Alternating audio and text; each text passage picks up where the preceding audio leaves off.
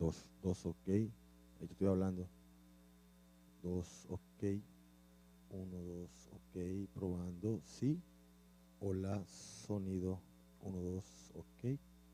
Uno, dos, probando. Sonido. Uno, dos, ok. Uno, dos, ok. Sonido. ¿Te llegó?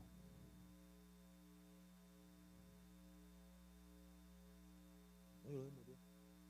Sí, dos. Bájalo un poquito. Ok. Dos, sí. Uno, dos. El retraso. Pero sí está llegando bien. Todo bien. Dos, dos, tres, ok. Bueno, dale, pues todo bien, pues. ¿Cómo te soluciono lo del audio ese del 3, vale?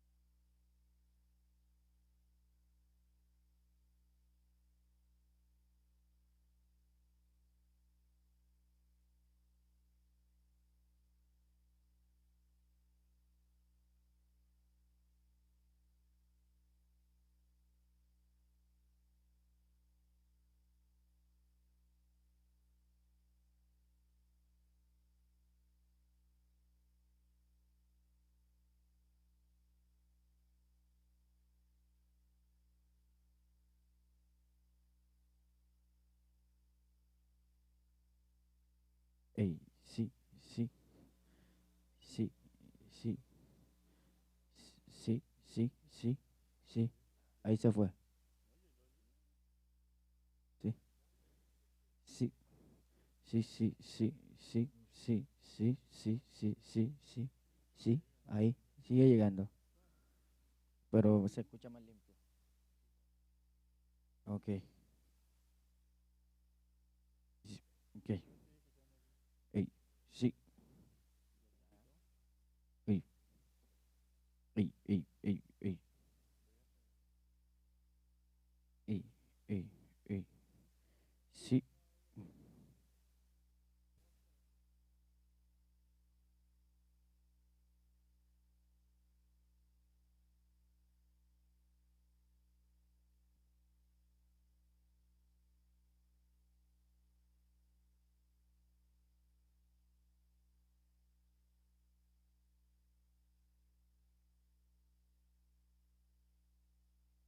Hola, sí, ok.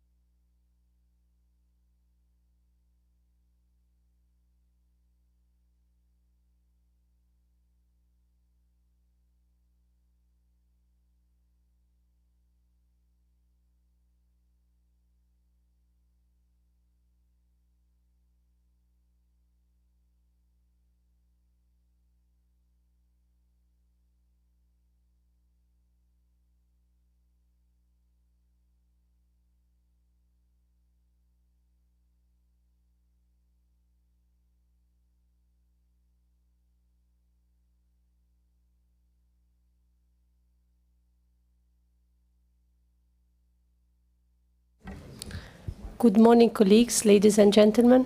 Welcome to this workshop about food systems finance for more resilient futures, jointly organized by the Inter-American Development Bank and the International Fund for Agricultural Development in close collaboration with our colleagues from Agence Française de Développement. My name is Thoraya Triki, and I will be the lucky moderator of the session. We have a rich program and lined a very impressive list of speakers to discuss this very important topic.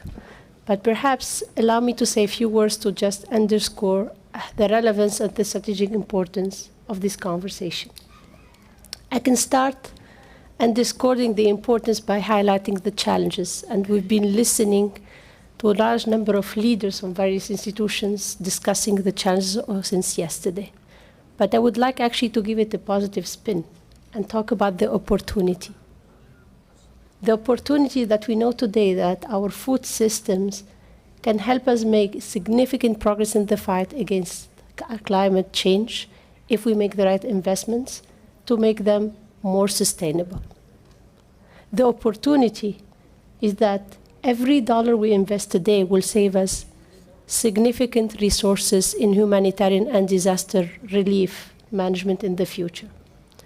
The opportunity is that FIX is gathering, since yesterday, a large number of public development banks who are winning trillions of dollars, who have the scale and the capacity to make a significant difference in food security and in climate change.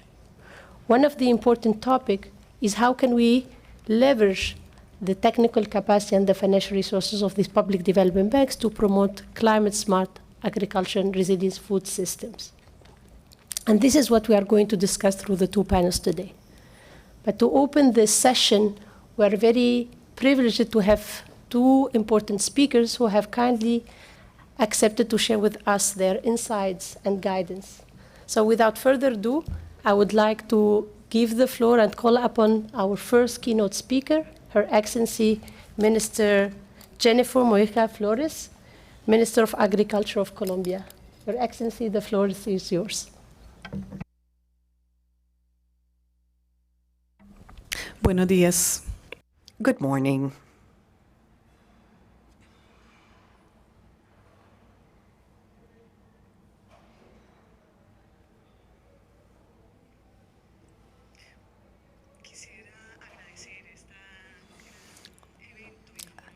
I want to extend my thanks in this forum for being here and for having the opportunity to talk about the answer that we have to give as mankind, given the tipping point situation that we're facing in this climate change moment. Because undoubtedly, we're in a city, we're in a country, we're in a tropical zone that confirms how climate has been changing drastically. We are in the Caribbean coast of Colombia. We just came out of an El Niño phenomenon, and we're experiencing effects of hurricanes. And we will be coming into an El Niño phenomenon that will keep us for at least 15 months in a situation of drought. And this leads us to having to rethink, really, which are the agricultural food systems adapted to this climate change that will allow us to overcome these crises that affects mankind. In a reiterated manner in different international forums, we have coincided with different readings about how our food systems are running impending risk given the climate and environmentally related situations, and given the system that has been imposed on agriculture as an hegemony where there is a great interdependence among countries. We just saw this in the COVID pandemic, and we also saw it in the Russian-Ukraine war, where we could experience in a direct manner the effects of not having agricultural and food systems that are self-sustainable and that are capable of remaking themselves in case of crisis, and that will ensure food security. Are we hinging on climate? This is an answer that we have to think of all the time around guaranteeing enough safe supplies in quality and harmlessness of the food. So to answer this, we can say that today we have different comprehensive mechanisms of agricultural policies that will allow us to overcome crises. We have climate-smart agriculture systems, and as never before, we have information about climate, about geographic and cadastral information at a level of detail that is almost realistic. We have different methods and models to forecast. We have technology developments and progress and technologies. We have different possibilities to invest and develop our agriculture in a more efficient way vis-a-vis the situation. But we also see how we have to adapt ourselves, and agriculture has to go down that path. 2 months ago, we met in Rome to speak about what was the transformation of the agricultural and food systems that the world needs in an environmental crisis. Because we are in a country, Colombia is a country that has 43 million hectares available for agriculture. We have a climate all through the year where we have different probabilities of diverse production given our great biodiversity. We are number 2 with the highest amounts of fresh water, and we have 3 million people in Colombia that are devoted to agricultural tasks. And we share this with other countries in this context, but we realize that we have not been able to develop a resilient and sustainable agriculture. Just to give you an example, 10% of the productive units have access to agricultural extension activities only. And if we look at other aspects like innovation, science and technology, or technified agricultural systems, they don't account for even 5% of our agriculture. But we enjoy all the capabilities of being able to produce food as mankind desires. Food that will bet on sustainable development and that in turn will yield benefits in terms of climate action, and that in turn can preserve the environment and promote sustainable development systems in the forestry area, and that will allow us to comply with climate indicators. But we have to have a strong bet on this. And the bet that is or can be made from the Colombian state is insufficient.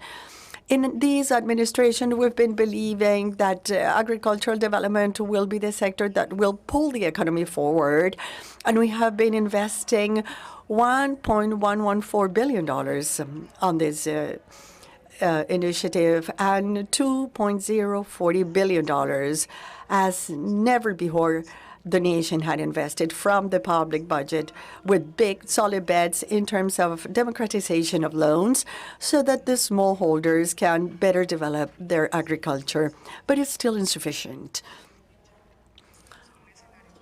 When we face a scenario like this, I cannot but talk about the challenges of development banks in order to bet on agricultural production, a production that these climate crises need. And those challenges have to do totally with being able to be more comprehensive in risk management so that this huge agricultural risk can be transferred even more when we're in a context of environmental crisis, being able to transfer this somewhere else, this risk. And that somewhere else, that's what has to be generated by development banks. Banks that will bet on supporting all the productivity elements that will make it possible to generate comprehensive capabilities in risk management, investment on innovation, science and technology, human development, as roads, infrastructure, for the dignification of living in the countryside, productive infrastructure, public goods that have to do with irrigation and the availability of water, and the generation of adding value and transformation of agriculture into the food products that the world needs. And the challenge also has to do with being able to foster these adaptability mechanisms that will increasingly allow us to be more ready to face the consequences of climate change, innovations in terms of seeds and other types of technologies that will allow us to supply ourselves permanently with water, and also with improving the post-harvest processes or generation of the necessary logistics so that the availability of food can actually supply the populations that are in hunger. In our country, 1/3 of the country is in a food insecurity situation. But if we think of rural areas, this indicator may reach 40% of our people.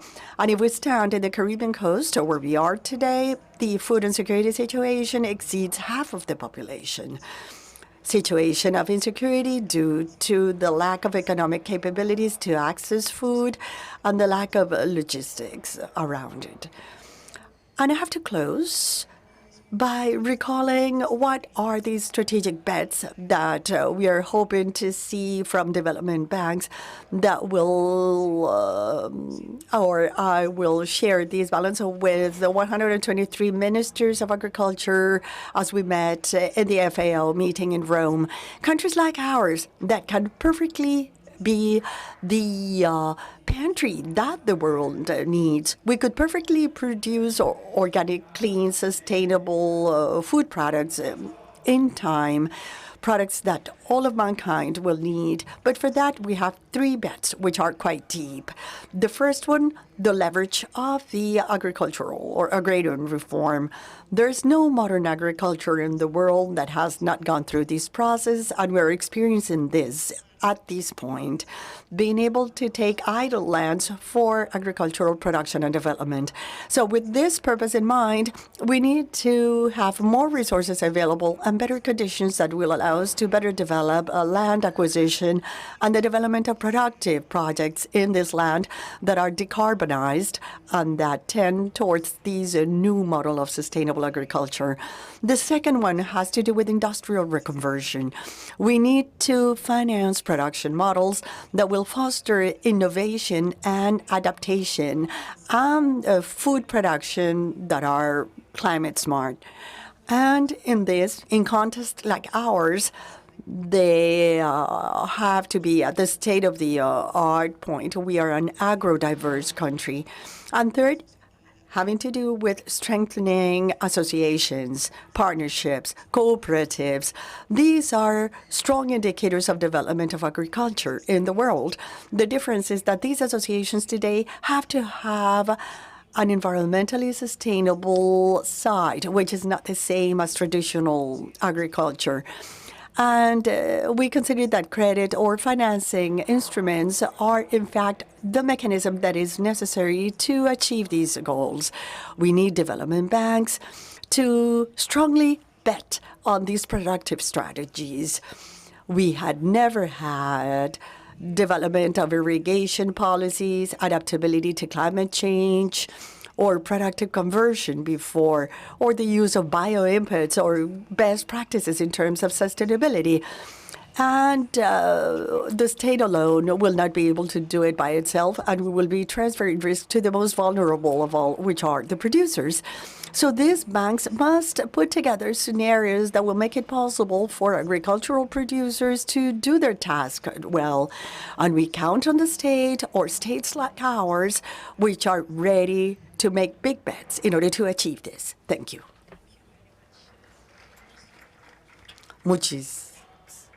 Thank you, actually, for highlighting the government efforts and priorities, but also be candid about some of the challenges. And also, I particularly appreciate that you are emphasizing the need not only for resilient, but also sustainable food systems.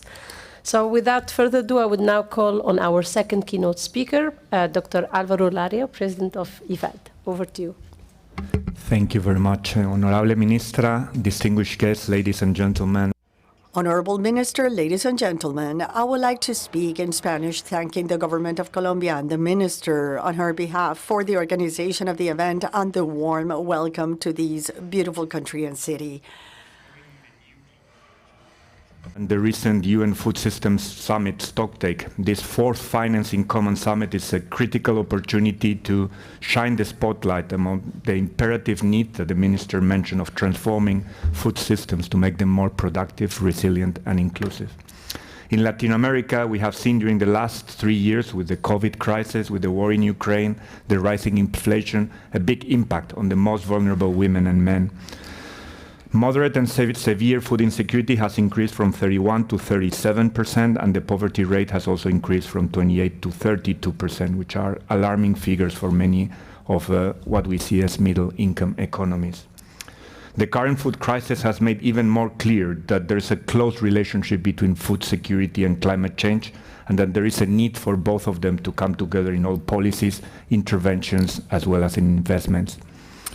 Public development banks, especially those dedicated to agriculture, have played an essential role over history in financing different sectors around food systems, from inputs to processing, transformation, storage, and distribution. And yet, agriculture investments remain underrepresented in many of their portfolios when you compare them to the agriculture contribution to GDP or job creation in many of these low and middle income countries. We can also note that climate adaptation has been structurally underfunded by public and private actors, and it's really impacting massively the lives of the poorer rural communities and even more in small state islands. As many of you know, agriculture smallholders only receive 1.7% of all climate finance. And so this means we have very much a challenging path ahead to support many of these communities. And this challenge, I believe that we have no choice but to overcome it. Food price inflation is also pushing right now more vulnerable people in all countries into hunger, and the rising cost of food is also fueling in some countries social conflict, political turmoil, and further forced migration. This means that the urgent need to scale up this action against food insecurity and climate change is something that we believe that public development banks should very much take at the core of many of their investment policies. This might mean more instruments, investments, and greater technical support. Imagine if just 10% of the current 2.5 trillion of their annual investments could finance some of the needs of these unserved communities. For example, rural infrastructure to connect rural communities to markets, big and small dams or storage facilities or bank seats. The members of the Public Development Bank Coalition on Green and Inclusive Food Systems have expressed 3 very specific needs on how the platform can support them. 1, sharing practices around climate adaptation financing. 2, financing agroecology. And 3, how to measure environmental and social impact of their investments. Indeed, we have learned through the platform that only 40% of the PDBs are using specific tools to measure their green investments. There is also a need to explore how these PDBs, MDBs, DFIs, private sector can collectively bring their operations and their pipelines together in connection to climate change and food security. Let me reiterate and highlight my own institution's strong support to the fixed process. IFAD has proved its effectiveness in investments in projects bolstering small-scale family agriculture. Our investments increasingly rely on innovative financing tools, many of them in tight collaboration with public development banks to reach the most vulnerable with this critical support, and I stress the most vulnerable and last in mile. For example, I have shared that this month we signed an agreement with the Brazilian PDB BNBES to support an investment of over 200 million in the northeast of Brazil that will support 1 million rural women and men in their climate adaptation activities in a really challenging territory where you can see an arid land, scarcity of water in the Caatinga biome. So Minister, let me also reiterate publicly what I have told you during the summit, that we are ready to stand and support the Colombian government in its ambitious land and agricultural reform. The platform of public agriculture development banks led by IFAD and along with AFD unites over 130 members across 98 nations. So this platform can serve as a forum to deliver change at a greater scale, and we can share practices, support on technical assistance, and even envision sharing future pipelines. We can make real progress here right now, and I hope today's panel will discuss some of these innovative tools.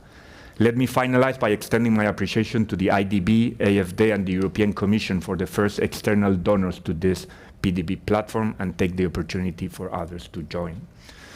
Together, all PDBs, but also multilateral development banks, DFIs, governments, civil society, philanthropies, we can make sure that rural communities do not have to choose many times between planting or eating, and have the tools right now to adapt, and right now, not in the future, to the extreme weather events they are suffering. Thank you very much. Thank you very much. I think the need to focus on the most vulnerable and also on the fact that we should not push them to choose between planting and eating. So with that, we can now start our first panel, which will be focusing on measuring and managing climate risk for food system investments. I mean, we've been calling on the public development banks to play and to a much bigger role in the climate action, to scale up their funding, including to climate adaptation, to focus on small-scale farmers. But we always, need to remember and keep in mind that despite the development mandate, the B in PDBs is about banks, and banks are all about identifying risk, assessing risk, measuring risk, and reducing risk. And this is what we were going to focus on. So for that, we have, as I said, lined up a very good and impressive list of speakers. Mrs. Angela Penagos, CEO of Finagro. We have also Mr. Laurent Bidiscomé, Deputy Executive Director of SDG Finance at AFD. We have also with us connected virtually Mr. Martial Bernou from the Food and Agriculture Organization, Mr. Ariel Zabala, the General Manager of Banco de Desarrollo Productivo de Bolivia, and last but not least, Mr. Fernando Jimenez Ontiveros Diego, Director of Multilateral, Horizontal and Financial Cooperation from AECID. So I will start, of course, with ladies first. So my first question would be to you, Angela. You are the CEO of Finagro. You have accumulated significant and extensive experience as a Tier 2 lender. Can you walk us through some of the efforts and the experience working to implement the government of Colombia's climate policy and working with financial institutions to help them manage and mitigate the climate risk? And particularly if you can share with us some insight about your experience working with cooperatives and rural households. Over to you. Okay, thank you very much. And thanks for this invitation. It's very important for Finagro as a development bank, agricultural development bank in Colombia. Well, this is a big question because to try to connect climate change and planting and eating is maybe the big challenge we have. We are working on transform our financial instruments, the credit, the insurance, the guarantees, into a mechanism that permits adopting sustainable practices. And I was telling before, it sounds easy. No, okay, we can change that, but we need a lot of knowledge, a lot of new practices, and we need to know the time and the technical requirements to adopt these practices. And knowing that, we must go to transform the financial systems. That means probably that the big challenge is the time. We need long-term loans.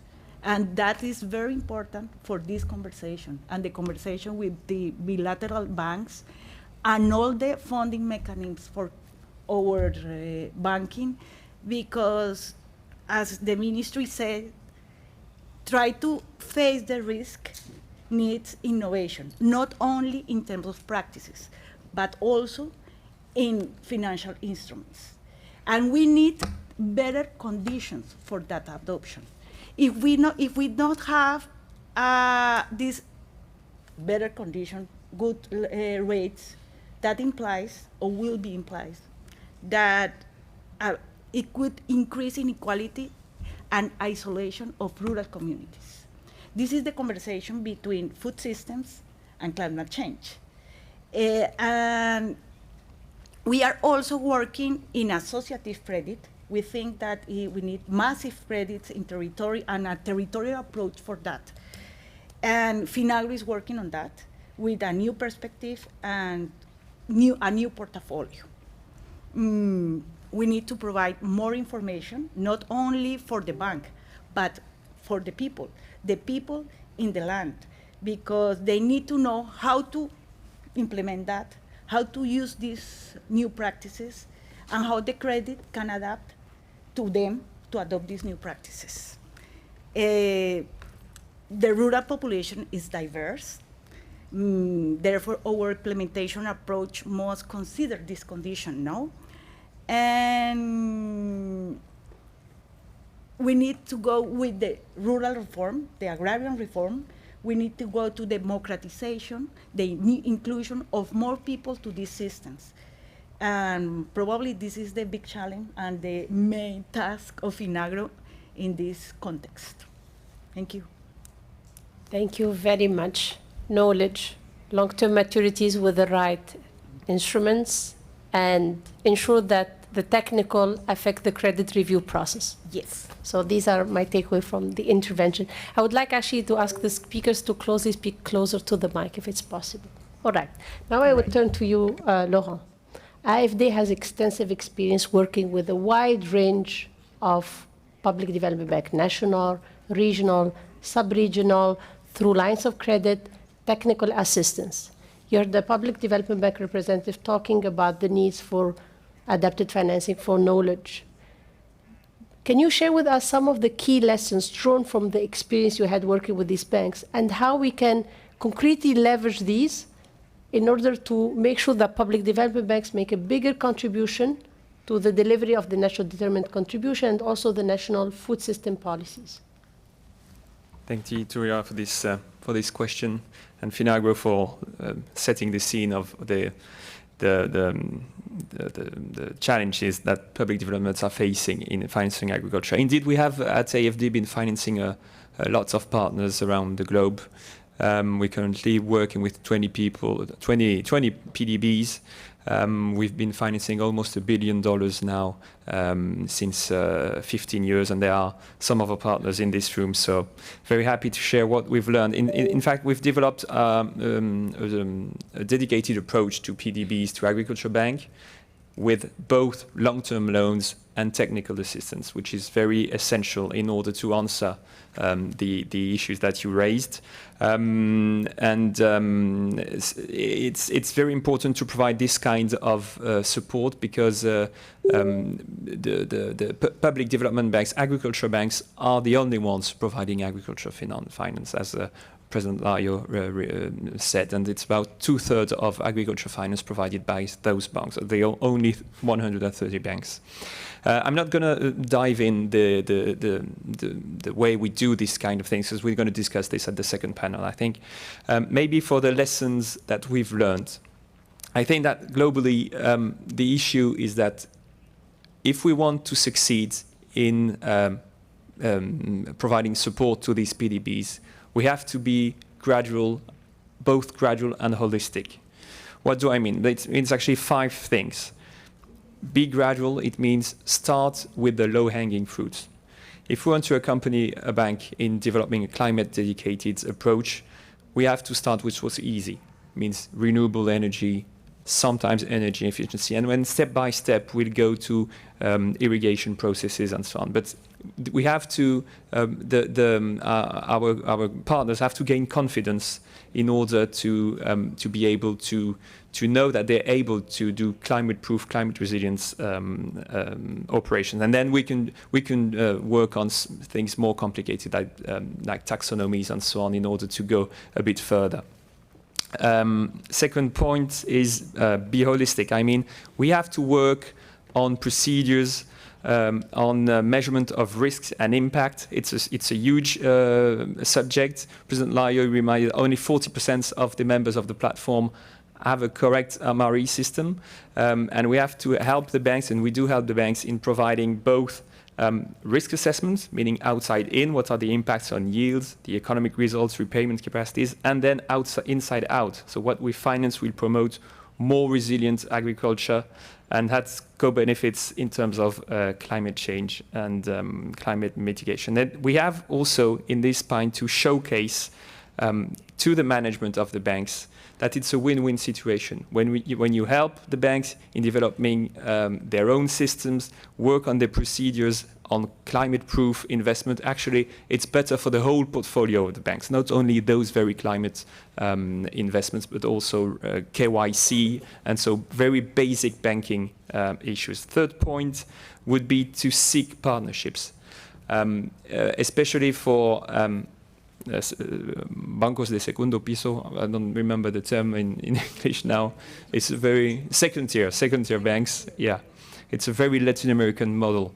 You have to seek partnerships because we are working on the offer of credit, or the quality of credit, but we also have to work on the demand. And it's something very important. It's a point to bear in mind, and that Ministry of Agriculture, you mentioned it, is the sustainability of the practices. It's good to finance renewables investments, but if it's not a sustainable agriculture that we're financing, I mean, what's the point? We're missing the biodiversity challenge, which is now the big challenge raising. The fourth point is always adapt to reality, adapt to the institution you're supporting. Every bank is different, every country is different, so the kind of support we're providing, whether technical assistance, whether sometimes investment grants, investment subsidies, it has to be adapted to the reality of the markets that we're active in. And the last point is also to give support to the top management of the banks, help them gain confidence, and help them in having a discussion with their own ministries, and to showcase what the bank is doing, because PDBs play a key role in supporting the NDCs. That was your question, and how to build on national determined contributions. So we have to help CEOs, MDs of those banks to be able to showcase. So communication is actually very important with your clients and also with your public policies. Thank you. Thank you, Laurent. And I would like particularly to reiterate what you said about building the business case, because it's true that public development banks have a development mandate, but we want them also to be sustainable so that we can also scale what they do. And that means finding, or at least acknowledging this tension between commercial viability and the need to act on things that may not be generating returns. All right, our next speaker will be actually connected online. I just want to make sure that he's connected. He's actually representing FAO. Martial, can you hear me? I can hear you perfectly. Can you hear me also? Yes, so we can hear you loud and clear. So, Marcel, thank you for joining us from, I think, from Rome, right? Yes, correct. So you are representing FAO today. Very often we mention technology as a potential game changer and digital-based solution as a cost-effective and time-effective way to make decision and assess risk. Can you walk us through some of the most recent tools that FAO has been developing, and particularly highlight, because we have bankers in the room, how this could actually be useful for them to scale up or sustain their lending activities or expand their climate finance portfolios? Thank you. Thank you, sure. And thanks for the invitation. It's very nice to have the Minister and the President of IFAD in that event. I will try to be brief on responding to your question. In my opinion, we need to work on 3 pillars.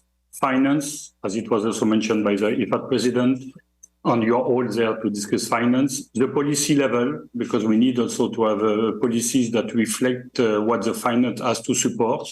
And a box that I would put tools, data, and capacity building that should go on in and with that. And I will share my screen now and go through that new tool.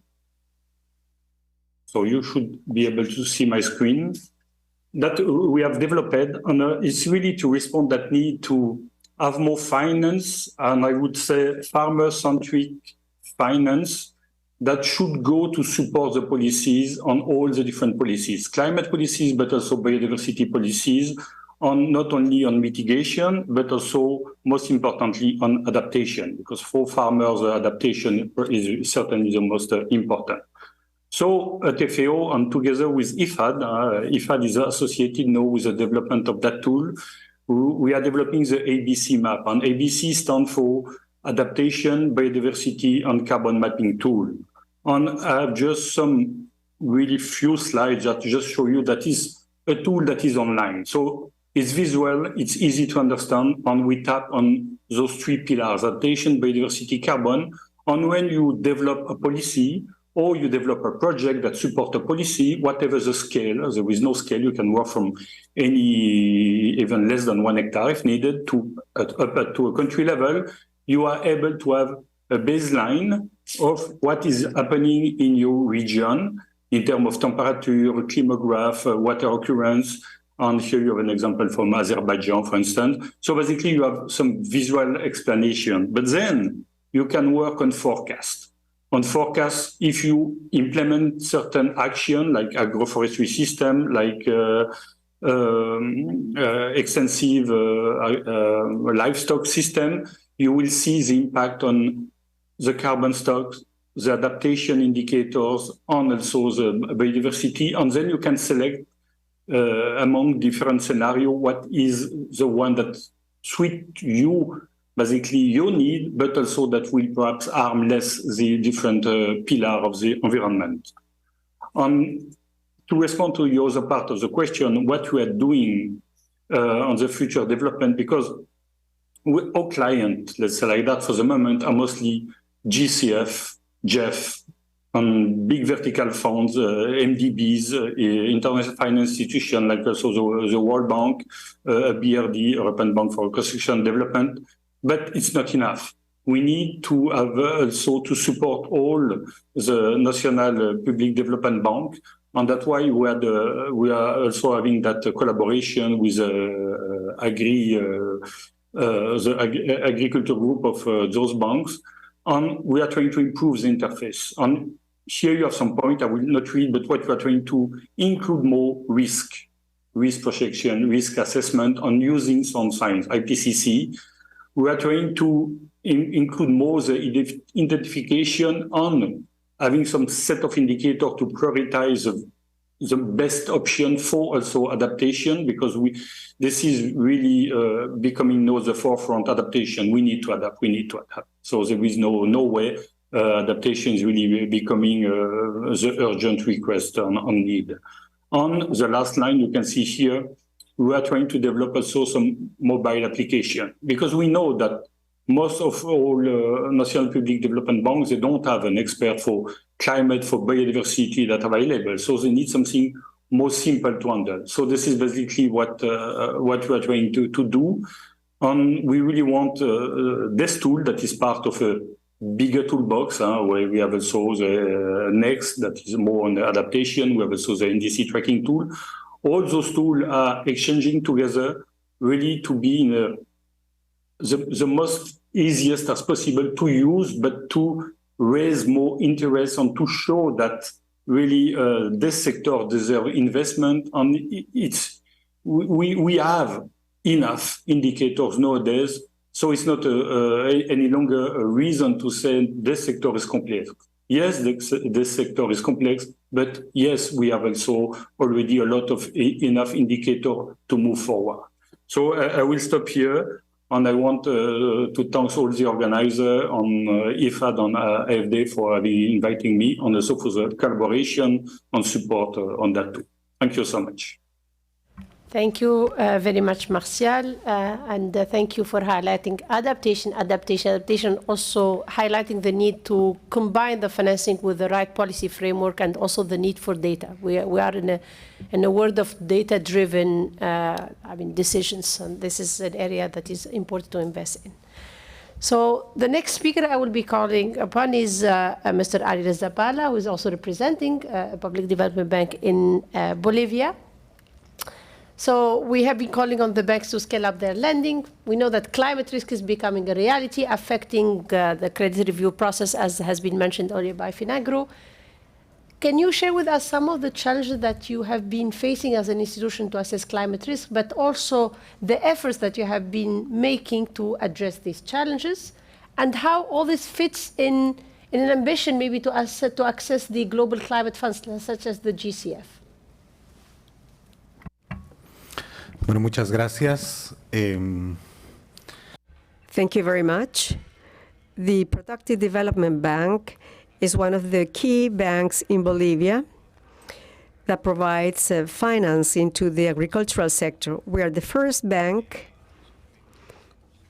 not only in the public sector, but also for the private sector. We provide first and second tier level financing. The agricultural sector is highly vulnerable. We have to manage climate risk, no doubt. And for that, we use an agroclimatic vulnerability map. It's a tool to measure risk based on the history of climate events. And according to the geographic area, you can determine whether there will be drought, or rain, or any other strong climate change event. And then you can determine if your portfolio is at risk. With this, using productive intelligence, we place credits and we manage risk through this tool. As to the challenges we face, as in any other country that suffers or goes through climate changes, as the minister has mentioned, El Niño, La Niña, they impact not only Colombia, but also Bolivia. So we have to do development finance.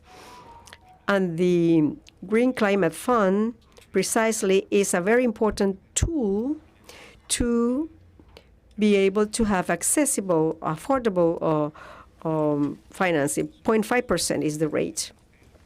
The planning minister is the agency that allocated to us some funds to initiate this process. in 2023 we have not been accredited yet. The process is very long. It's a complex one. And in addition, the Green Fund changes and adapts. We uploaded our accreditation last year, but it has been changed. Now we have to register with another platform, so we input the information again, and we are just now there. Well, development banks in Latin America, only a few have been accredited. I get calls, how are we going to start this process, from other banks? So I tell them, patience, a lot of patience first, in the first place. This is what you need to be accredited. You have to fulfill that. We've been told that we will be in stage 1, and by 2024 we'll be accredited. But once you are accredited, that doesn't mean that you get finance. You need a project to be approved to receive finance. So by 2026, perhaps, we will get that. Then you ask yourself, well, what do I do as an institution if I need resources for development and to address climate change? Because climate change is here today, and you need resources to respond to climate change. So the Bolivian state, knowing these issues, decided to start developing its own resources for adaptation, for financing to the agricultural sector in a number of areas where we are highly vulnerable. And this is very important. We need timely finance. And I guess the Green Fund for Climate, and at the time I talked to the directors there, I told them, look, Bolivia is one of the most vulnerable countries because of climate change. We need finance. And they said, yes, of course, you are going to get it. We're going to do it, but be patient. We're still being patient. And last year,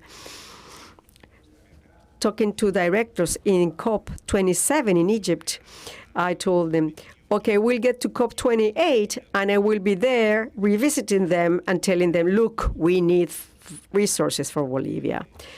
So development banks in Latin America have to be very patient.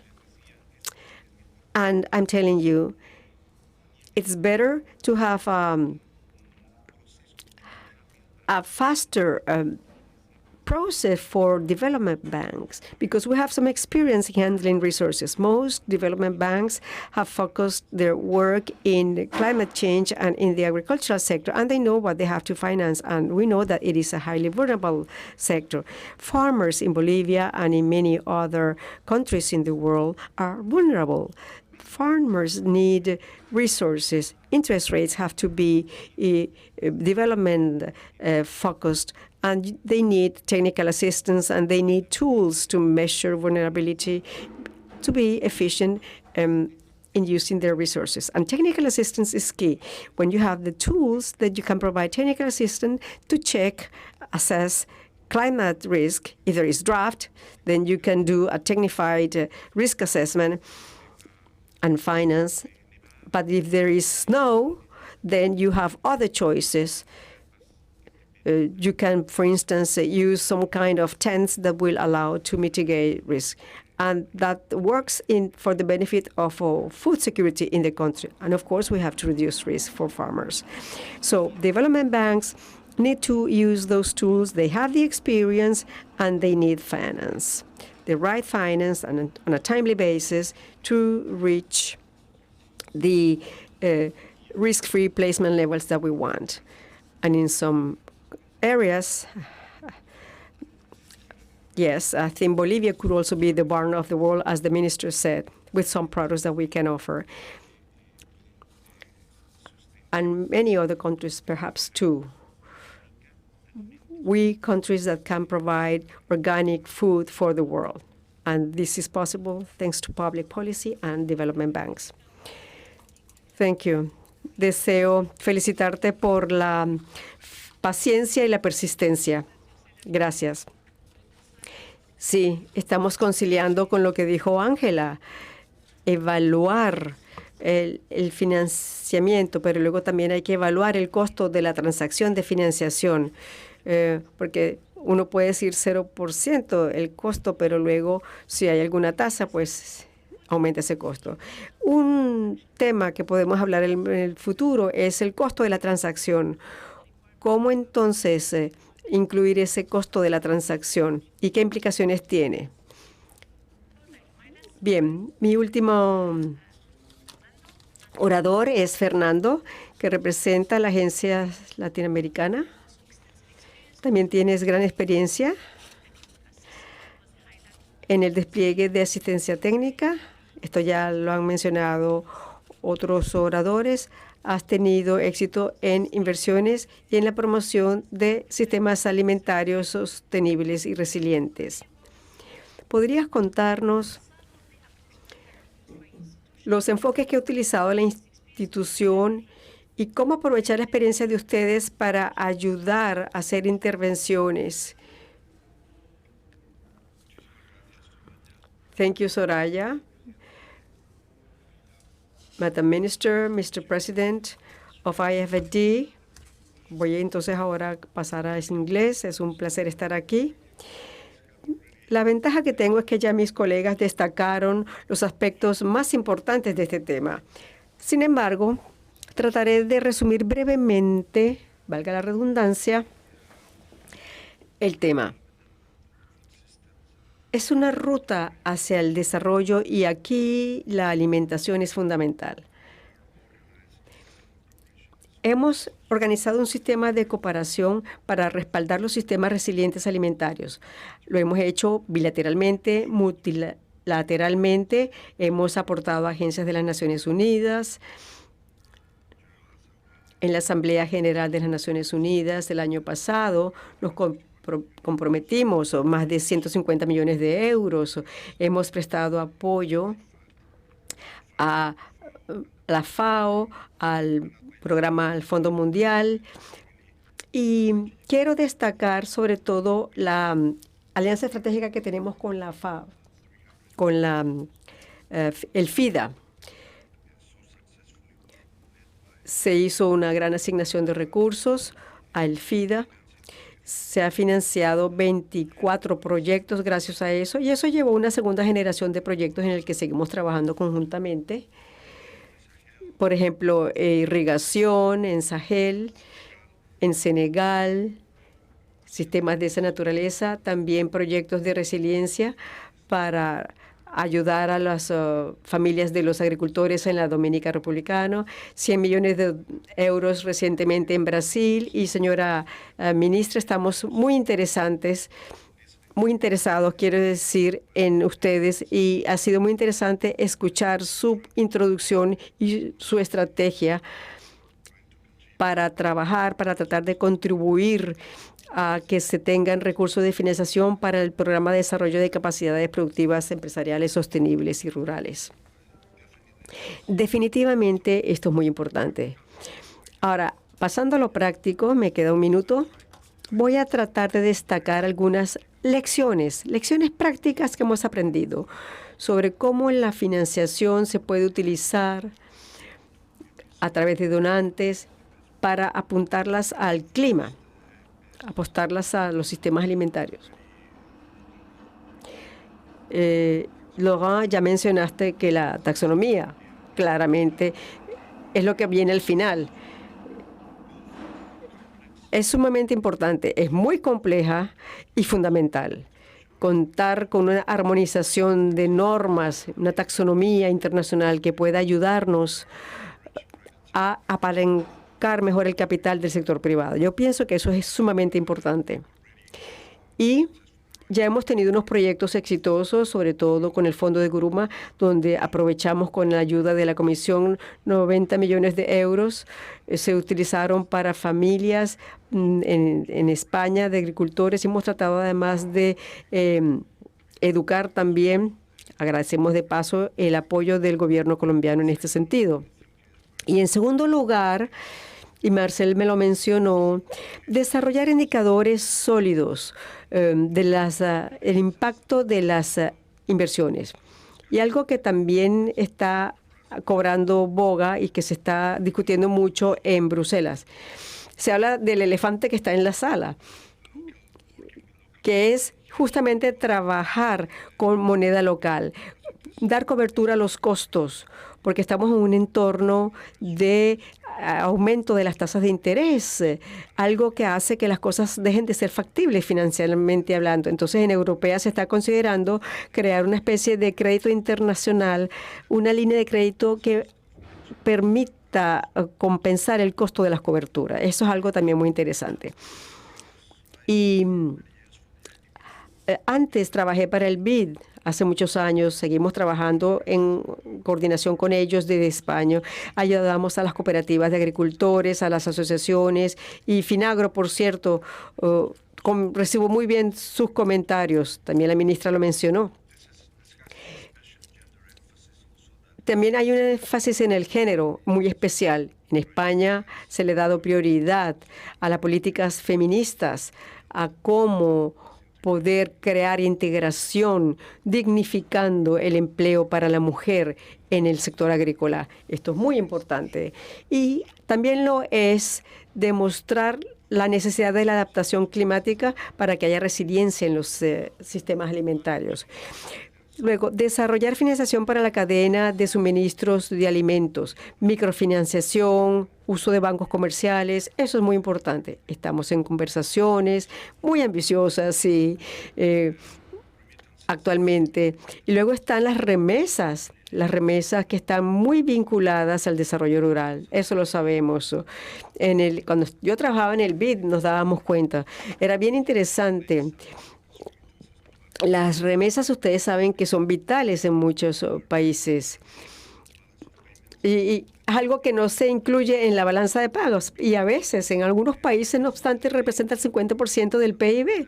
Las remesas a veces vienen a ser más importantes que las inversiones extranjeras directas, porque muchas remesas van dirigidas a ayudar a las familias. Y termina eso por promover el desarrollo rural. Y luego está aquí la relación con las diásporas, las migraciones, que terminan por ser un motor para la innovación a través de las remesas. Y luego está lo que llamamos el comercio nostálgico, así lo llamamos en España. Ya tenemos 300.000 o 400.000 ecuatorianos que aman su comida local, la ecuatoriana, y tienen una gran influencia. Entonces, trabajando ya con el Carrefour, con este gran proveedor de alimentos, se ha tratado de favorecer la integración culinaria de estos ciudadanos.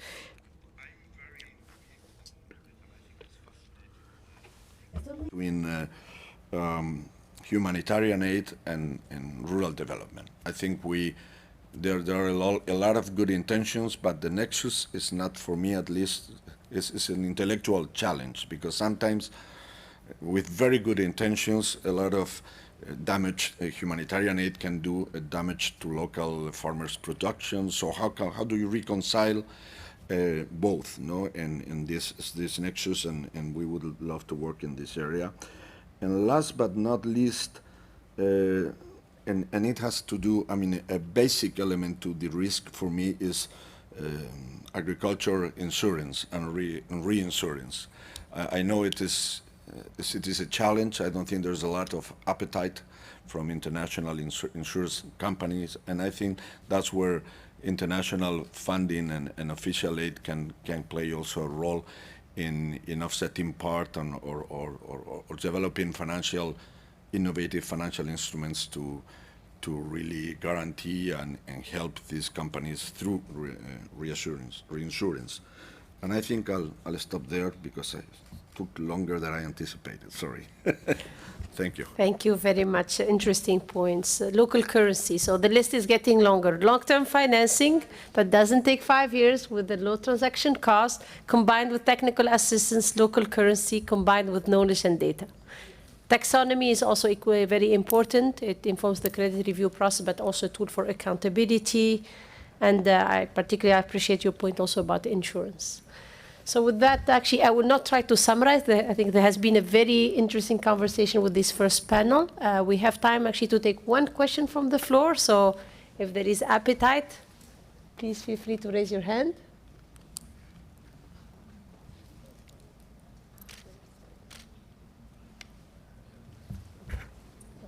Yes. Yes.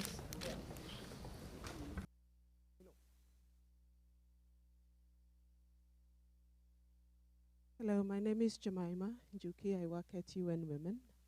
And I really wanted to thank the Spanish Corporation for bringing up issues of gender equality and feminist policies. And I did have a question because we know the food systems transformation has to be just and equitable as well. There is a huge financing gap for gender equality. There is a huge financing gap to women-led businesses. We know very little of climate finance is going to women, and yet we know they are so central to agriculture and to food systems. So I just wanted to hear a little bit what are some of the strategies that the PDBs are using to ensure that we are closing these gaps. And second, to also mention that we co-chair Finance in Common Gender Equality Coalition, and really wanting to get some of the PDBs that are working in agriculture to join that coalition so that we can discuss together how we can close these gaps, but also some of the resources that are available to do this. Thank you. Thank you very much. So we have several representatives of public development banks. I don't know who would be interested in taking the floor. Okay. I'll try to provide some answers, and I support your call to join the Gender Coalition and the meeting tomorrow morning at 11:30. I'll be there also to discuss this. It's a very key issue. You mentioned that, of course, women as vulnerable persons in some geographies are the first victims of climate change. And of course, it's the same in rural areas. And we have to have a very specific approach towards this. If we talk to the support, about the support that we provide to PDBs, I'm not talking about what AFD does and how we support gender projects, but we do help some PDBs, not only the agricultural banks, into defining their own gender strategy, how to take into account the impact or the potential impact of what they're financing, of the investment they're supporting on gender equality. Because sometimes you can have some bad impacts. It's the same thing as when we mentioned sustainability or agroecology. You think you're going to have a positive impact on climate, but actually you have a bad impact on biodiversity or bad impact on gender and so on. So we try to help local banks develop their own systems in analyzing how the investment they're supporting impact the inequalities between men and women, between elderly people, young people, and so it means it's all what I mentioned earlier about this holistic approach is also building a global ESG strategy, ESG procedure, environmental and social safeguards. So when we support a PDB, even if we work on, say, climate, we're always going to check that you have the right systems in place in terms of environmental and social impact. And if not, we can provide technical assistance in building those kind of procedures and processes. Thank you very much. Just a small idea. Okay, we are working now, Finagro, for example, is almost 40% of our portfolio is for women, okay? This is, I think it's a good number. But I think the big challenge in this case is not only that the credit are for women, that the women take the decisions of investment in the agricultural systems. That probably is the big issue here because, okay, they have the money, but they can decide. I'm not sure about that. And I think we need to work on that way because to introduce all these new practices, all these new investments require decision. Probably, I am a woman, I know that, but in that cases, the women have more knowledge about this process because they know the consequences.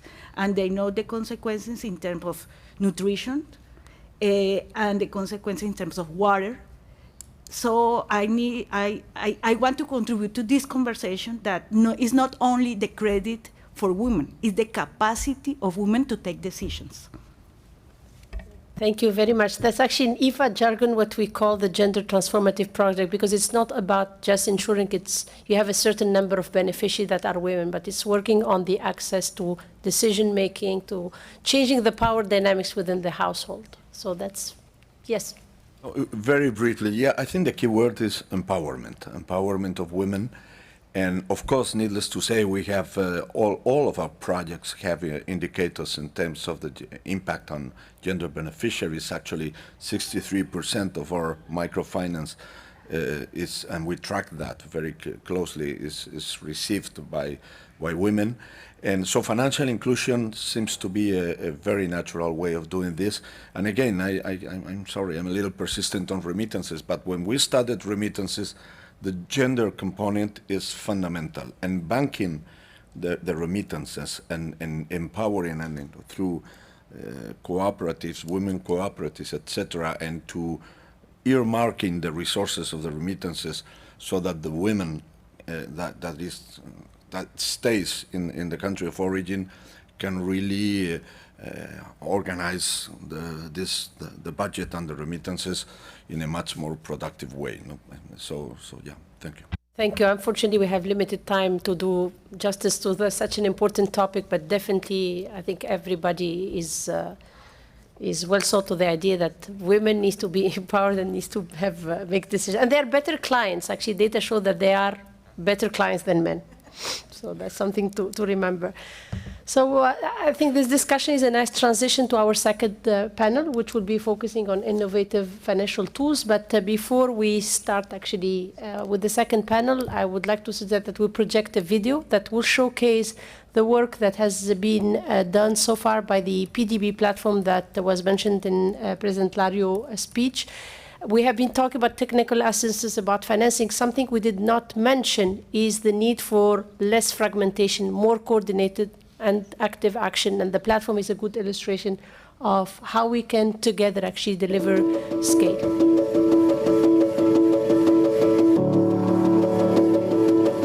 Public development banks are an important player in the financing of food systems. They have assets in the tune of $23 trillion and invest roughly between 2 and 3 trillion per year. Actually, we know that about 2/3 of financing to food systems come from public development banks.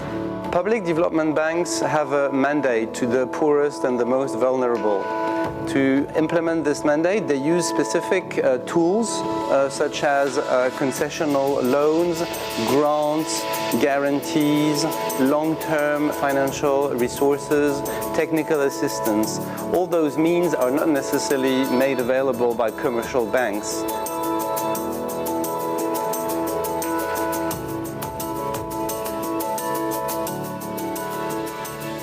IFAD is the second largest investor in nutrition and food security.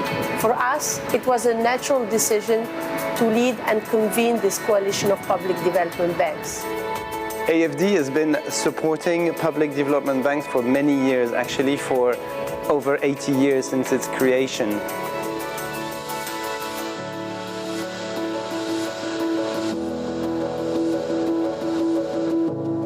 We know that adaptation is underfunded. We know that agriculture is highly vulnerable to climate change, but it's also a major contributor.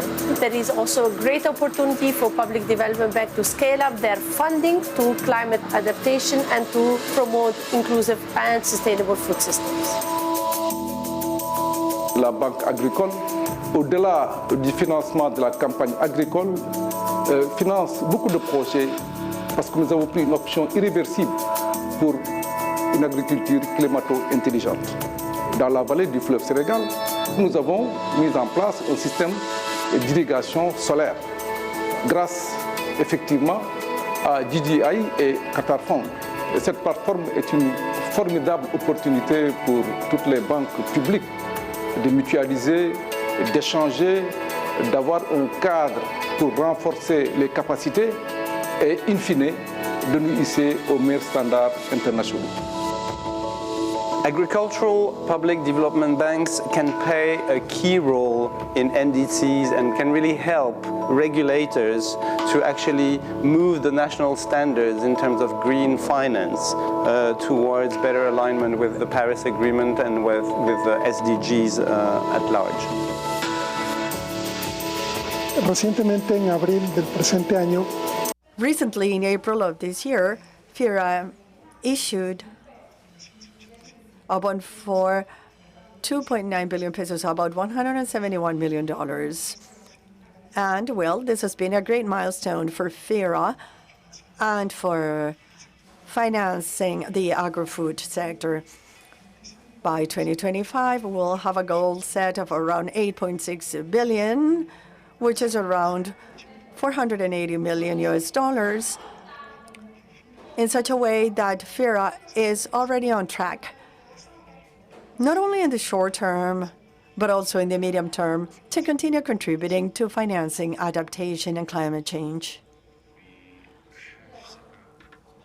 Internal department in charge of green financing. Up to now, we have around 5% of the total outstanding loans to the green. We also finance to the project related to adaptation, climate adaptation and climate mitigation, such as hydroponic farming and smart agriculture as well.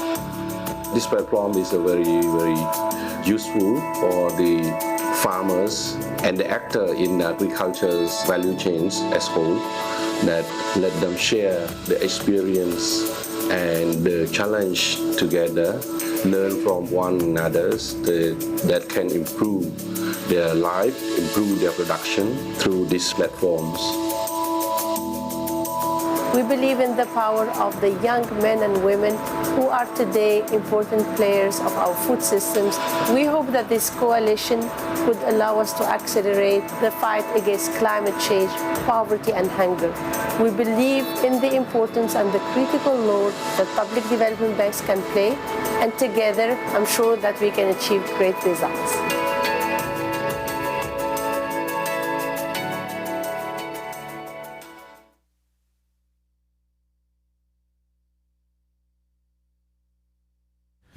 No, just a brief mention to say that Spain would like to announce its intention to join the coalition and the platform AgroPDB, and we believe it's a great meeting point and melting pot for rural development. Thank you very much. Thank you very much for sharing this announcement. And welcome to the coalition, to the platform. All right, with that, we can move now to the second panel. We've been talking a lot about financing, but we know that we cannot adopt a business as usual. We need some innovative tools. So to discuss this topic, we will have four speakers. Mrs. Marisela Alvarenga, Head of Financial Intermediaries at IDB Invest. Mr. Ibrahim Traore, Climate Finance Expert at the West African Development Bank, BOAD. Mr. Mauricio Castro Schmitz, Director for Regenerative Agriculture in Latin America from the Nature Conservancy, and Mrs. Catalina Jimenez, Regional Director for Latin America from Desjardins Development International. So again, my first question would be to a woman. So Marisela, IDB Invest is a leading player in Latin America. You have a strong credit rating. You have been successfully leveraging your credit rating to attract and catalyze private sector financing. We know that the financing cannot come from ODA alone, cannot come from government budget. We need the private sector. How can a bank like yours work with national development banks and sub-regional development banks, because I have few of them in the room, to attract and catalyze more private sector financing, including through blended finance structures? Thank you, and thank you all. And as you said, I'm part of IDB Invest, so we work with the private sector. But what we do is, and I'm listening to you all saying, it's not only about the financing.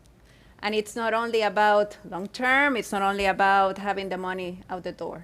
It's about having the money, the local currency, all the financial solutions, but jointly with blended finance. Blended finance is where we can use and we can join forces Why? Because it could be structures. We need to think innovative, creative, and think about first losses, think about the way that blended finance can play a critical role in channeling the financing and making the projects bankable and making the projects interesting for the investors and the international and also local investors. At IDB Invest, for example, what I can give you some of the examples that we are doing. We do a transaction in Nicaragua for sugar. And what we do is that we included a financing from IDB Invest for a corporate company. We deploy $37 million. And then we accompany it with blended finance. And it came from the C2F, the Canadian Climate Fund for private sector in Latin America. And they invested $12 million. And these $12 million were focused on changing all the irrigation system for the company. So you mix both, and then you have climate included, and then obviously this will help the whole system. This is one thing. The other thing is that development finance institutions can provide concessional loans.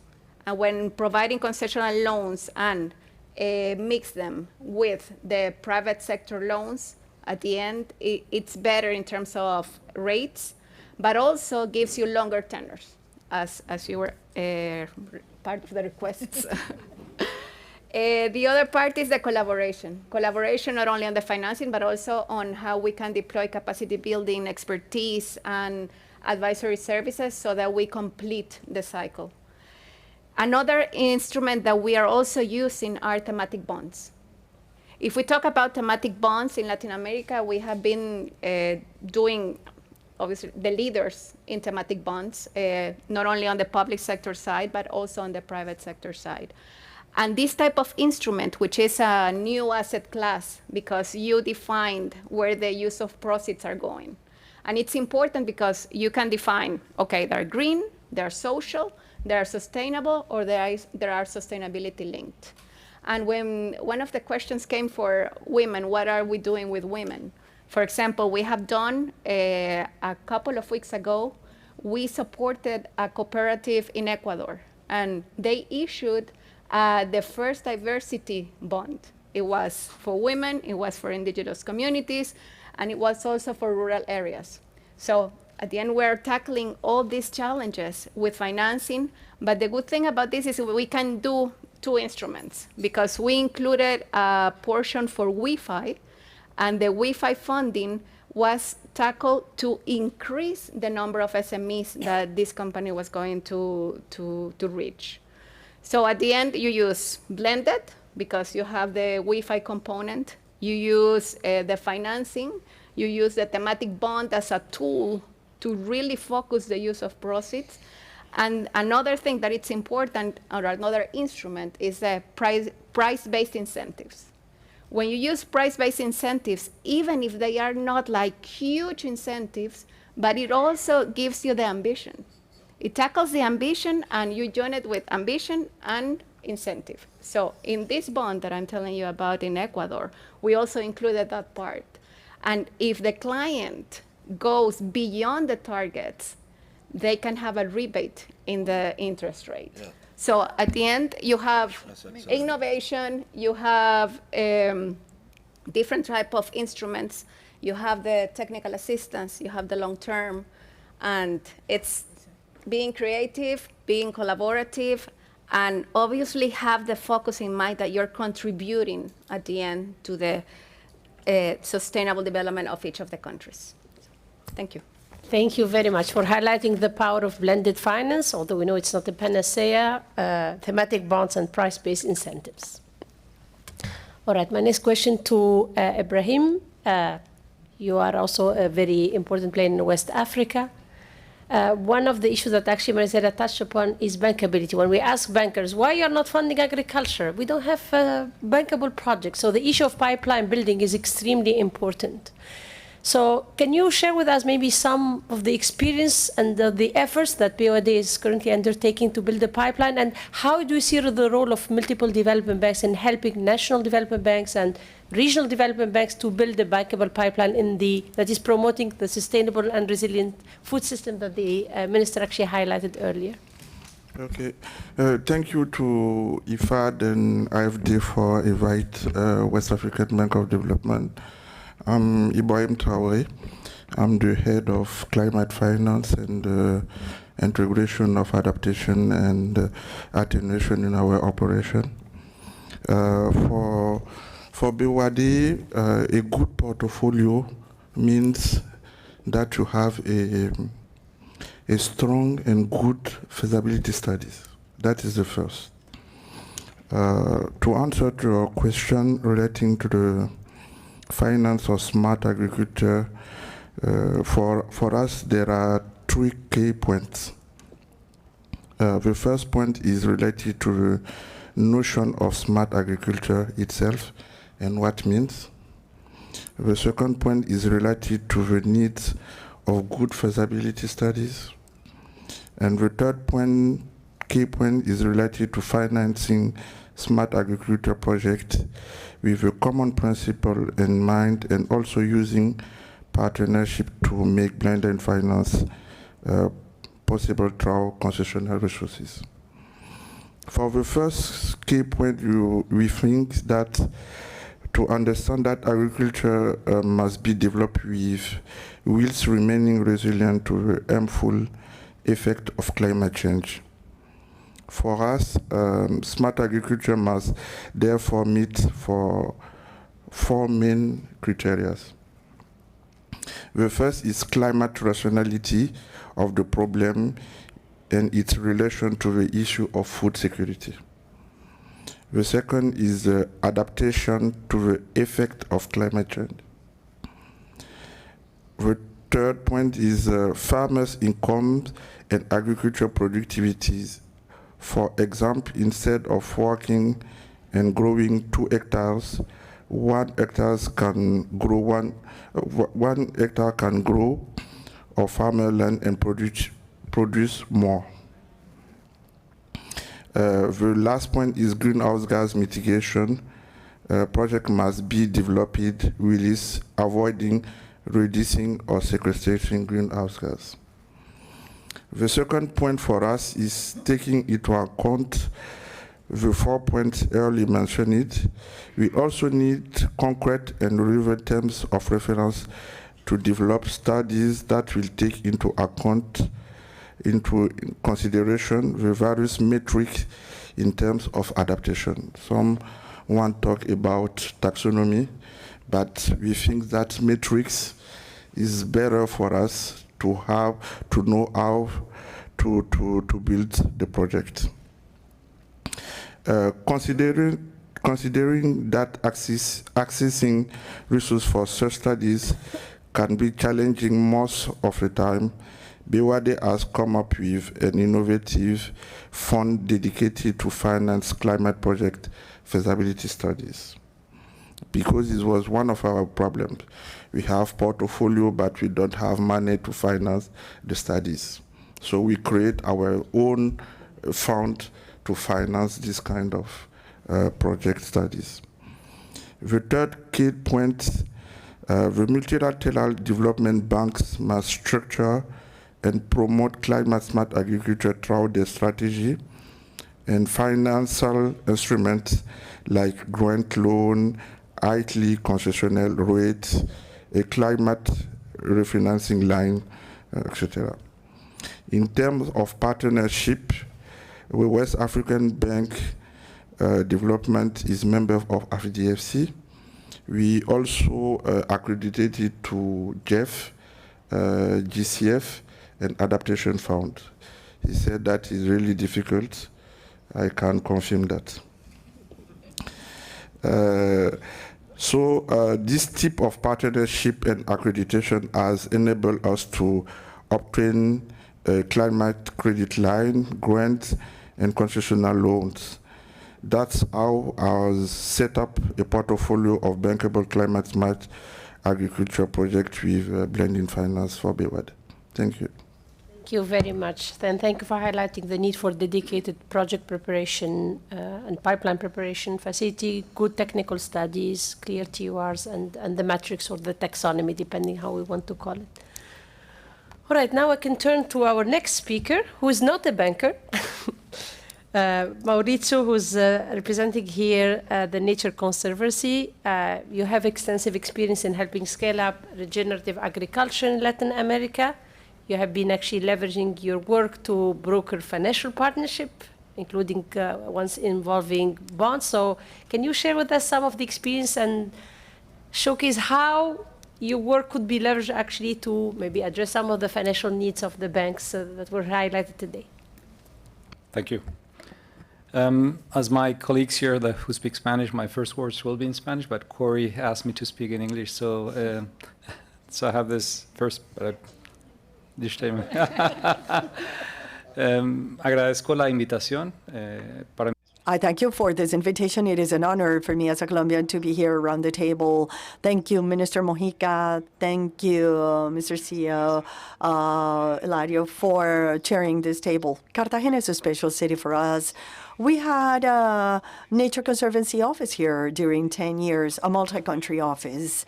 Well, Nature Conservancy here, I'm going to talk about scaling, but also I'm going to bring the perspective from the environmental sector and us in agriculture, which is not traditional, an environmental organization working in agriculture. I also want to highlight the collaborative effort. So it's one of the things for this platform is how do we work together? We need to talk to others as well. Bankers among bankers, environmentalists among environmentalists, no agriculturalists.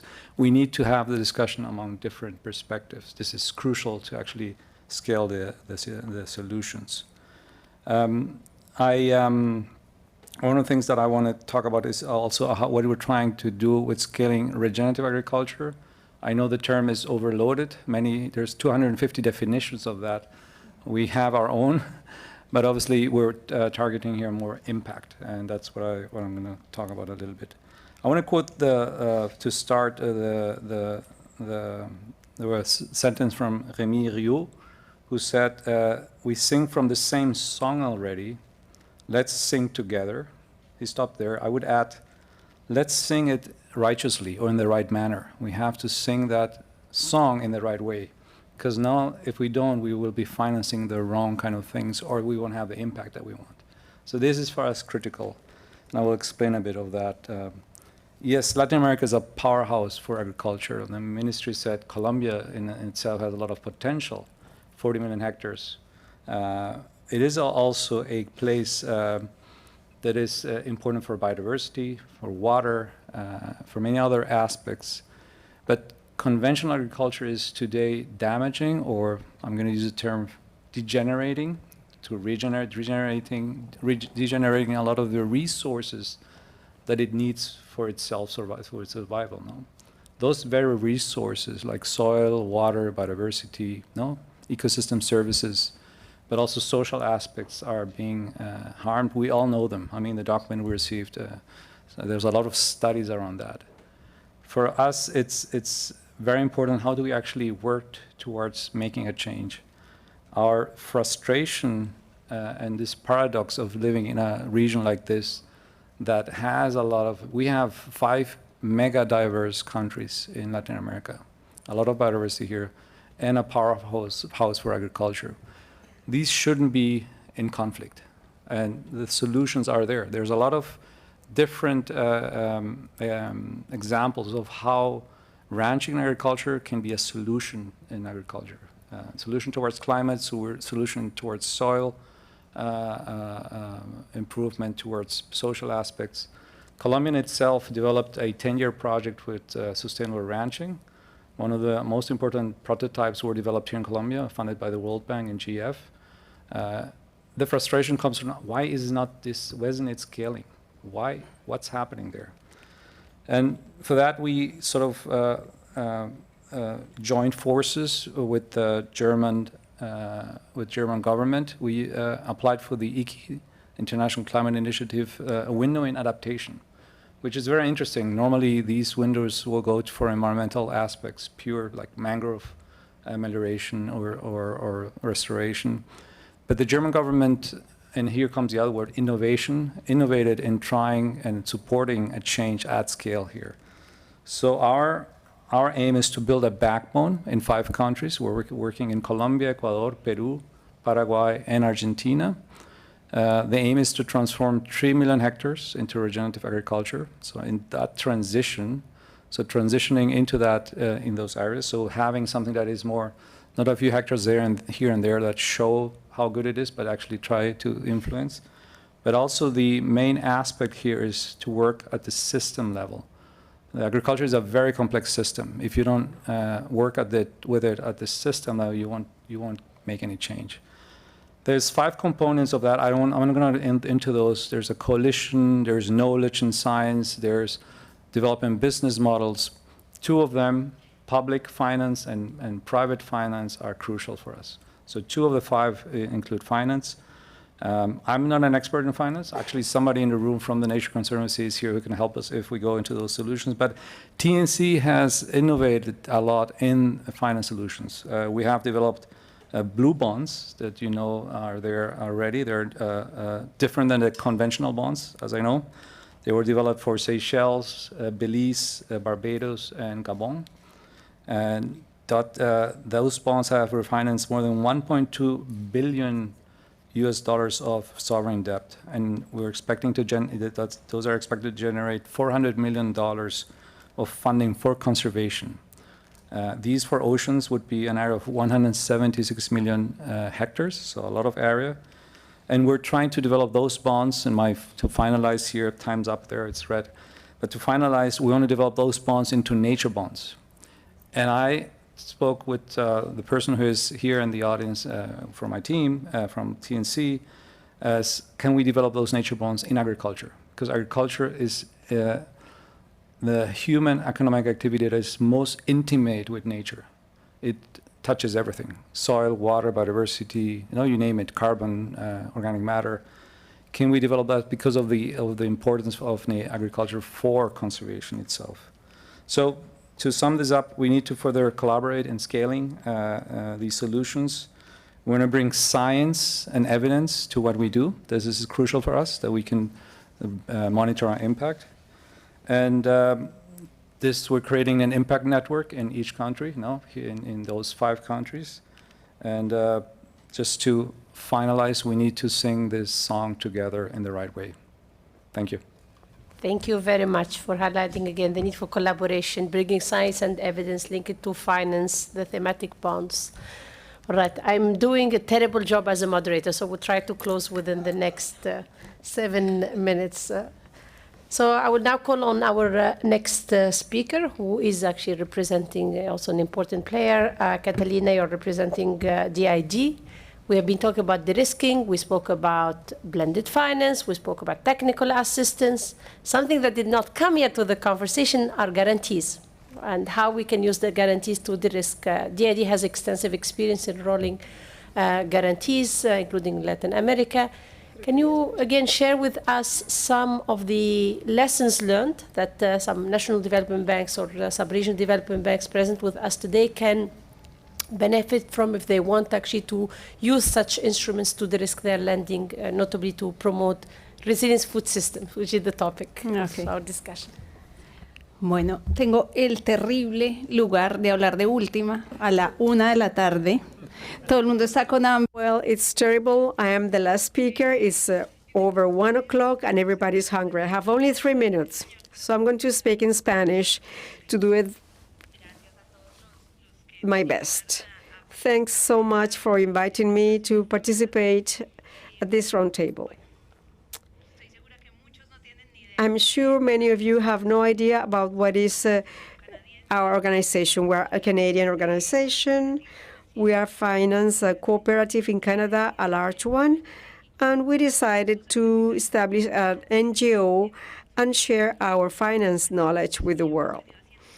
We have done a great deal of things, but we used to do the traditional thing, finance education for the most vulnerable, with a focus on cooperation, partnership, working together, We have worked with the migrants, with the young people, and in Colombia with small farmers, indeed, in agriculture, of course. And we have also advised financial institutions. We have also worked with the second-tier or second-level banks. As you said, it's a very Latin American concept. But we understand that the environment has to help. And there we are carrying out traditional programs. But I'm not going to refer to those, instead to an innovative mechanism that we developed after the pandemic. Despite all the efforts made, rural young people and women were not able to obtain finance. So we developed this guarantee mechanism for rural youngsters and women. This started in 2020, in the pandemic. Nobody wanted to go out and take the risk in approaching customers. And there was this belief that women, since they had no credit history, they would be of risk for the financial intermediary. Yet, we have already 3,000 credits supported with our guarantees in rural areas and in small amounts compared to regular guarantees. So we are getting to the first level customer. Over 80% of those are women who are obtaining their first credit line. So our purpose with this guarantee is, we have three different differentiators as to guarantee mechanisms. Three key elements to differentiate and that we bring to this table as innovative elements. Number one, you have to be very flexible, resilient. You have to reach the small farmer in the rural areas. We have to think out of the box. Environment issues go through human beings, including women who have very little access to information, to training, to education. And so we have to get to them in the timely moment, and you have to be very smart to do that. We use a very simple mechanism. It's a portfolio mechanism.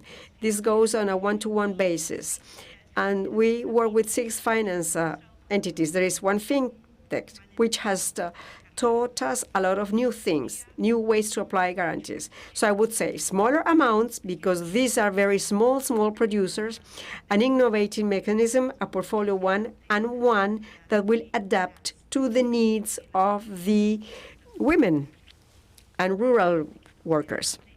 Well, that's all. I know you're all hungry. I give the floor to Corey. Thank you. And I invite you, my last point, I'd like to encourage you all to think of food insecurity, to think of protection of the environment, and that they should become something merged into concrete action. So let us think of concrete actions. Let us get to the most vulnerable. Thank you. To adapt to the needs of youth and women, that's actually very important points. All right, so now we have reached actually the end of the second panel. And as like the first panel, I'm not going to try to summarize the conversation, but actually I will hand the challenging task of trying to summarize the discussion, perhaps share with us some recommendation to Corey Van Gaal from Momentus Global. So Corey, the floor is yours. Thank you. Yes, so this group has been working for the past little bit to try to make sure that we come up with some recommendations in terms of how we can move forward. And I think IDB, the spirit of IDB and IFAD too, was to really say, how can we take this to the next step? Thanks to our friends in Spain, we now have some money for the PDB coalition. So we have an ability to actually work on this in the coming year through the PDB platform. And thank you, IFAD and IDB, for your support. The document is open for consultation. It goes through some recommendations in terms of how we can all work together. The QR code is on the slide, so if you'd like to access it, we'd welcome your thoughts going forward. I think just to really summarize this session for us, there is a real strong need for MDBs, multilaterals, to work with the national development banks. And I know we say we do this and we say we work together, but we really need to work together in the agricultural space. And it's more important because a lot of the credit risk analysis is done based on local context. So bringing that top-down and bottom-up approach is really important. And the national development banks become that conduit for that.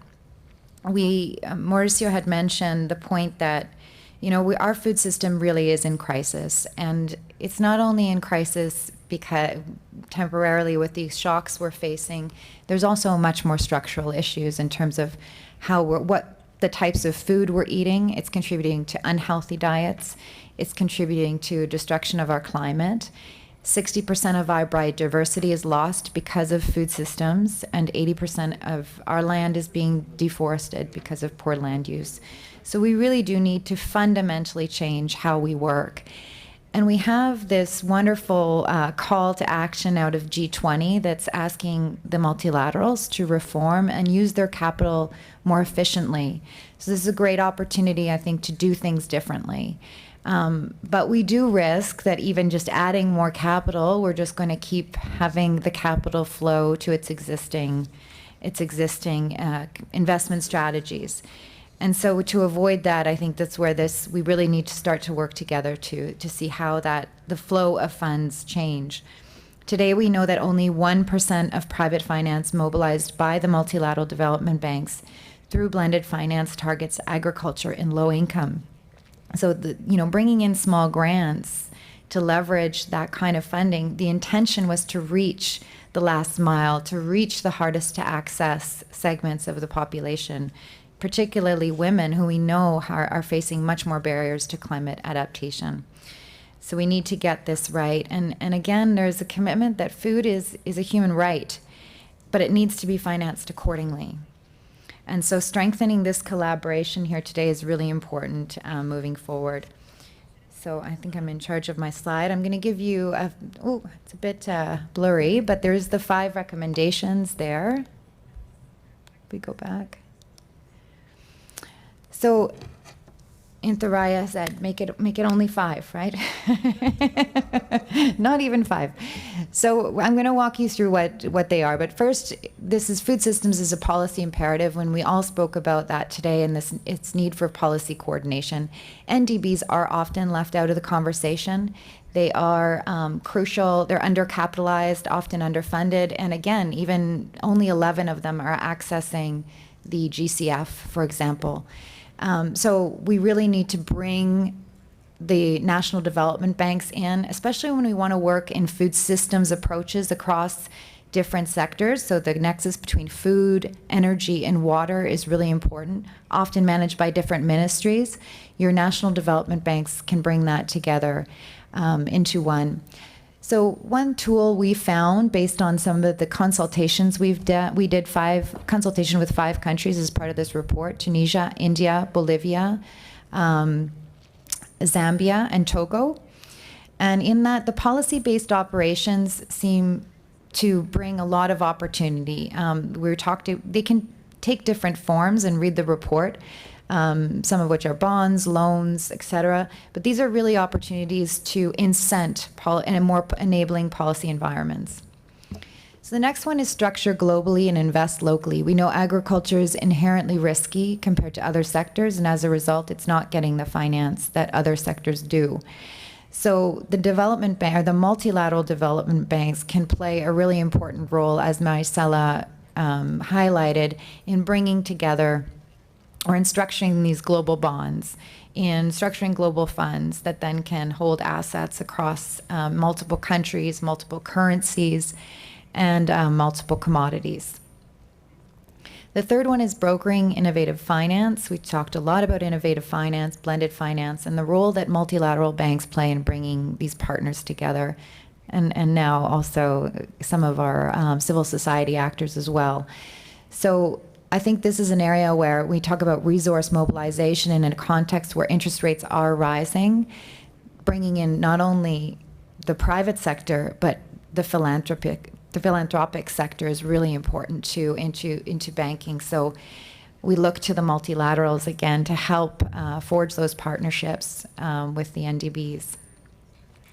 This issue of retooling the risk function is really important, and I don't think we can do any of this if we don't, as shareholders to the multilateral system, demand some change in the incentives that our multilaterals face in terms of how they deliver their own performance. So we have, kind of as shareholders, a responsibility to support that process. But retooling the risk function here, what we mean is, especially in agriculture, how do we link the local context, the bottom up, with the top down risk analysis? And there's a lot of work that, or the digitization of the risk function can help create a more collaborative environment between front office and back office as well. So we need to see that within the organization change. And finally, we spoke a lot about adaptation for resilience. And I'm a big advocate for climate risk insurance, which was mentioned. But again, the fundamental point here is the development banks need more support, and the national development banks need more support to help access the climate finance funds like GCF, and looking at, can we integrate more graduated acceptance into these processes. So I'll end it there. I hope that you will take a look at the report. Please give us some guidance, and we'll look forward to, I'll pass it back to you, Thoraya, to end the show. Thank you very much. First, I would like to apologize for going over time. So definitely I was a terrible moderator. Before I close, I would like to thank our keynote speaker, notably Honorable Minister, for joining us. And also I would like to call on the audience to join me for a round of applause to our panelists who were kind enough to share their insight, their experience. And as you said, we will be looking forward to concrete actions. Thank you all.